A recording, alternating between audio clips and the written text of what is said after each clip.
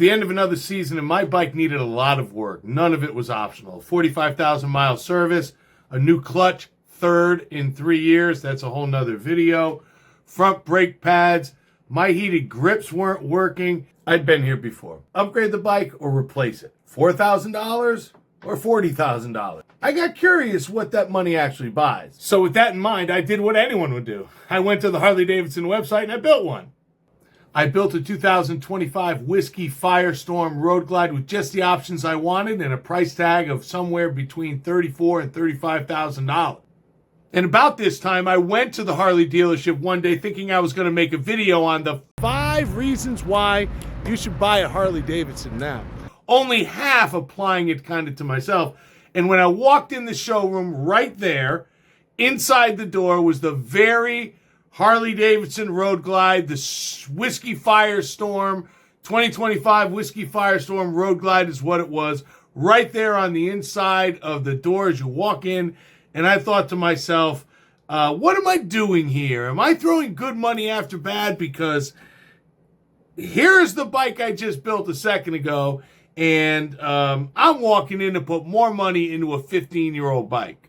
Before we take a look at how much that was all going to cost, if you like this kind of content, it'd be great if you could give this a like and subscribe. I think I'm at 572 followers. I haven't made a push to get more followers, but I think I might just for giggles. So I'd like to get to 1,000 subscribers. So if you could hit like and subscribe on this video, that would be fantastic. I'd really appreciate it. Thanks a lot. And let's see how much all this stuff cost.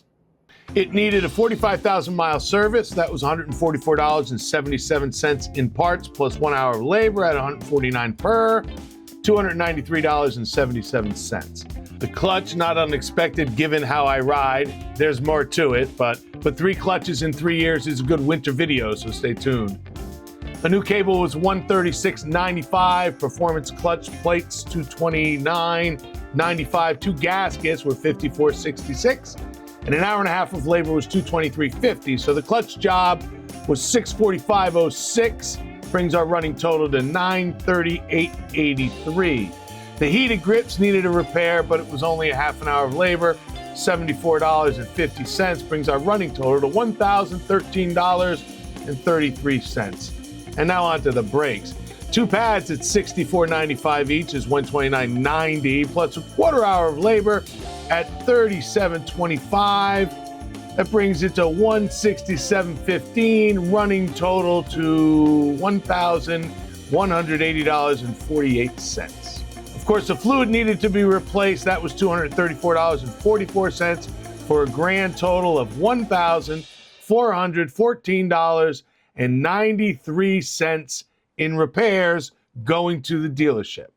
So let's take a look at the suspension. Suspension is the best upgrade I think you can do on any bike. And if I was going to keep this bike, it was going to be pretty much my forever bike. I was going to upgrade the suspension. Let's take a look how much the suspension cost and the components I used.